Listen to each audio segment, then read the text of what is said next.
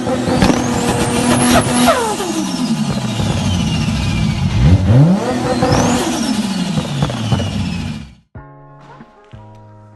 up YouTube, another video. So today I'm on with the Civic.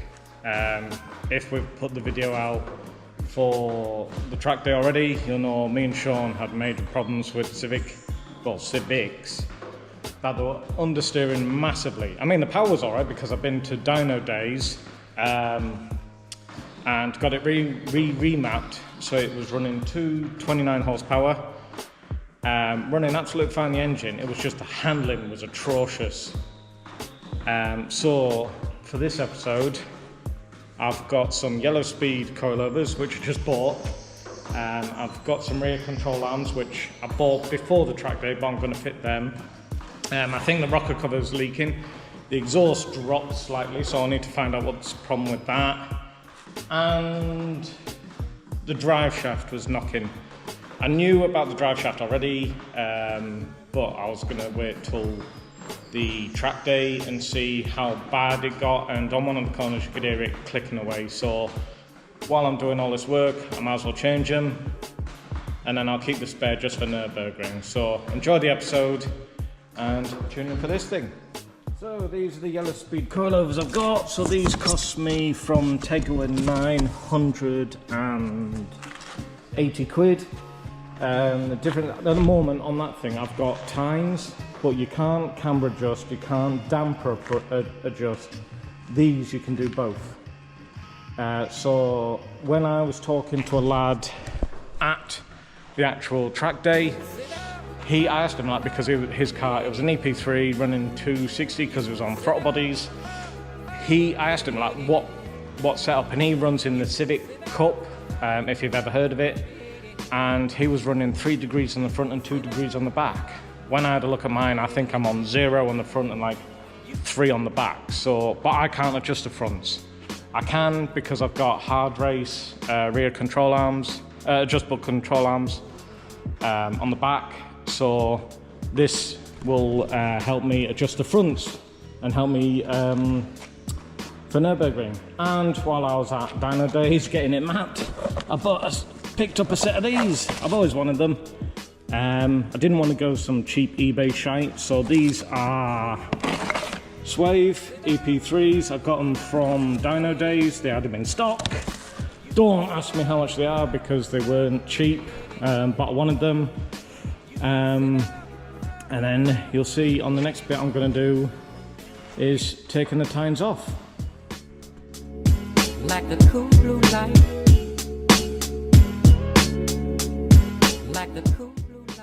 So that's the rears out now. These are the tines. So these are tines. These street bases Z, if you can see there.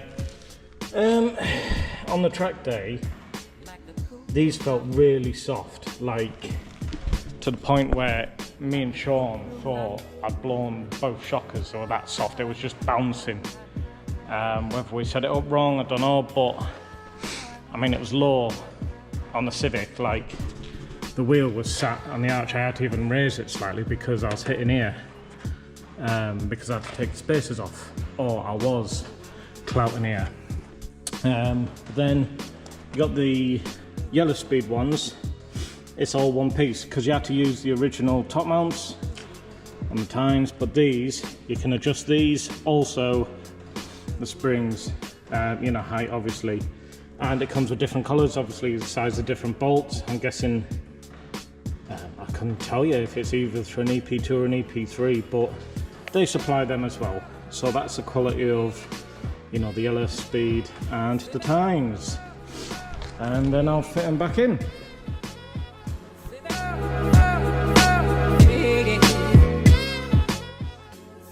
Make sure you put the damper controls in first. I almost had a fucking major problem there. I couldn't get the fuckers in. So make sure they go in first, because they are separate. They're not on top. Oops.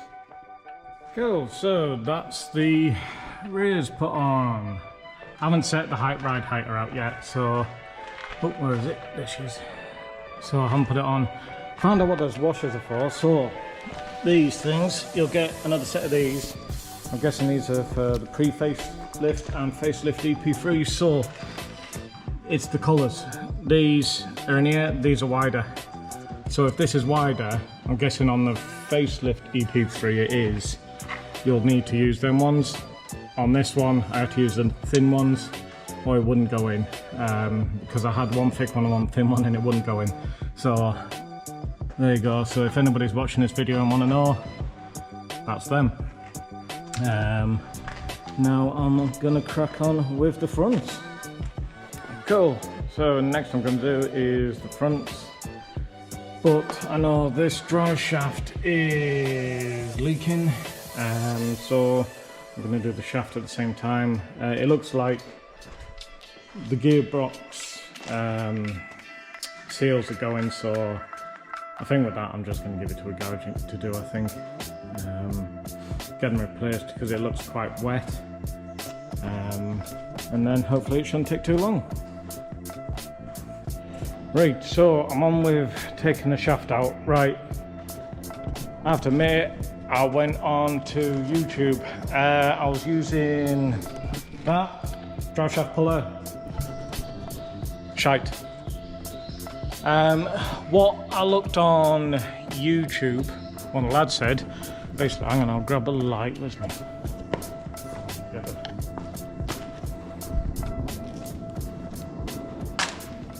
So it wasn't coming off, it was being stubborn, but it's off now. And basically what the lad said was use a flathead screwdriver or something to hit, obviously outwards of the car here. And once I've done that, I didn't even use it, not even hard. Like, I'm surprised how easy it came off, so, really. And she's now off. So, just if you're ever doing one of these, changing the drive shaft, the outer drive shaft, obviously we're not doing the other side. Even though I've got one, but well, I think the seals need doing in the gearbox anyways. But if you're ever doing this yourself, just hit it with a hammer and, you know, a chisel, or well, I use a chisel, screwdriver, something in there, a couple of times and it'll come off. There you go. Cool, so that was the new drive shaft in. It wasn't too bad. Like I said, once I looked on YouTube and saw what that lad said, it was actually pretty easy to get out and then put new one in. Easy as that. But I've noticed, like I said, the seals on the gearbox need changing, so one weekend gonna be doing that. But that's one of the fronts out, so ignore that one. This is the front, so this is the tine that I've had in for a year. They were all right, but they were stiff. Like I said, I raised up and I was happy with the fitment. But the reason why I've gone, like I said, yellow speed, with this you can't adjust the height of the mounts for the shock like you can with the yellow speed. Also the tops, like I said, use the original top mounts for the Honda ones. These adjustable, and this is the reason why I bought these as well. Massive improvement with the handling on the Honda. Also comes, like I said, with the collars. Obviously some will be bigger or smaller, so when you're fitting them, just make sure you know which ones they are. And I'll fit this and hopefully start putting this back together.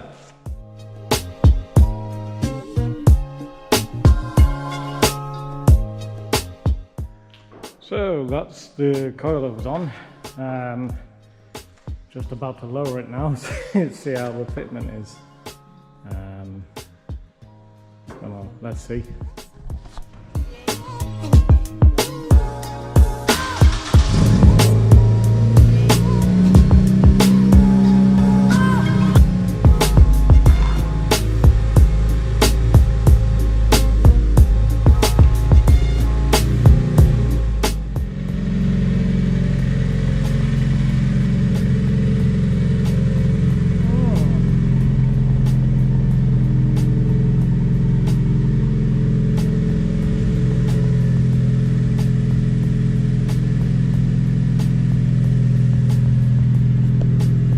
Definitely think I need to raise it up on the back a little.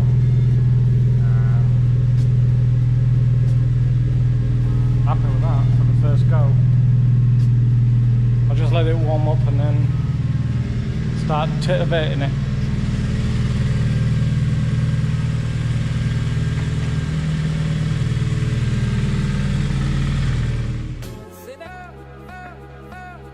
So this is day 2 working on the Civic. Well, basically put it all on, and the inner and outer tie rods found basically run out of adjustment. Me and Sean were stumped, like why? Do I need shortened tie rods? And we thought, there's nothing in the instructions to say you need these, you know, what's gone on. So I asked on the Facebook group, like what's going on, and found out with these coilovers, you can only have a maximum of 1.5 degrees at the front. I was running obviously a bit more. So I'm gonna try get them straight, you know, at 0 degrees, you know, eyeballing it, and then hopefully that rectifies it. If needs be, if that's the case, then I'm gonna modify some, you know, standard ones, so cut like 5mm off the inner and outer tie rods, just to get that adjustment so I can bring it in a bit more. Or if I buy some, they're talking Jay's racing a £300, which I don't really want to spend 300 quid. So at least someone got back to us and we've figured out. But if it means I can only run max 1.5 all round, fair enough. You know, max 1.5 is still better than what it was, which was I think 0. So that's not too bad. So hopefully in this part of the video you'll see us sorting that out.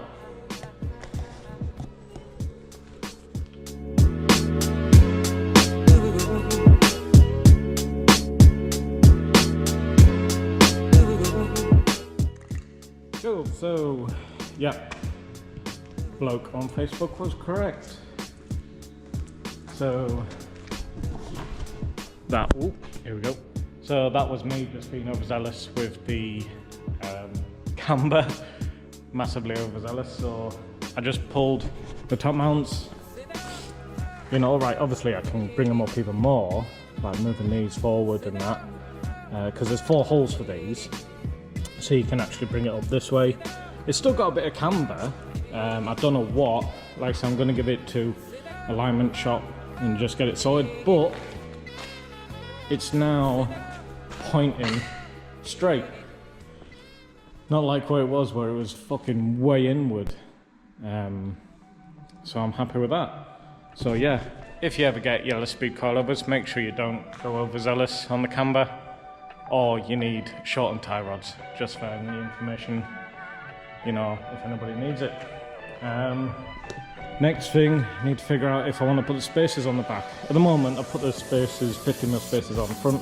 I think it looks a hell of a lot better. They're on the back, but you can see they are caved in a bit. But what I've noticed, if I may have to roll the arches, I want to lower it a little bit more, but if I put the spacers on, I'm going to hit the arch up here. And I don't really want to do that. It's not damage on the arch, it's more the tyres. And I don't want to be doing that going around the Nurburgring.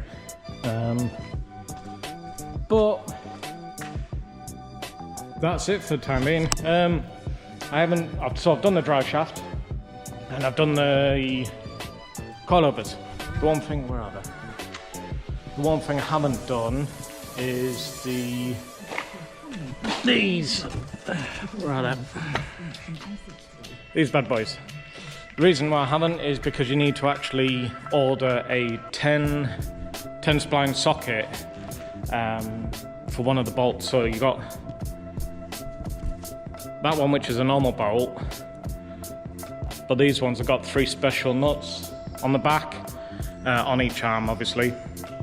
I've ordered it from Tegua, so hopefully get that soon, and I'll fit these on as well. And that's one step closer to Nurburgring. I was going to do a detailed video of this car, but there's that many out there. Does anybody want to see it? No, it's just another video, but it's a bit of fun. So like and subscribe to the channel. Next time you'll probably see this, I may put these on, and also the exhaust is hanging low. Found out I probably need to go to an exhaust shop to get that sorted. And then that's it. Enjoy the video and look out for the next one. What's up, cat?